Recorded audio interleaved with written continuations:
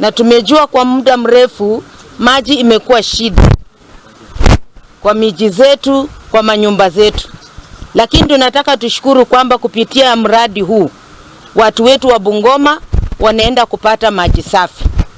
Na mumesikia hii ni project, hii ni phase 1, tuko na phase 2 na tunaomba Mungu atusaidie ili pia tupewe phase 3.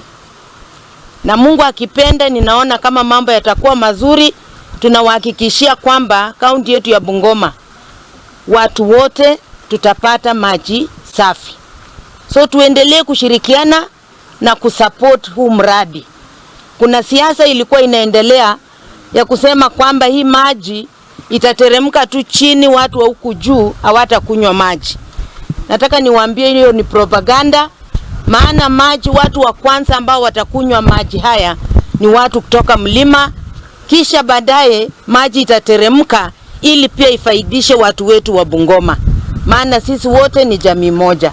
So ninaomba ushirikiano wetu, jamii tushirikiane pamoja, tuunge mkono miradi huu. This water reaches all the people.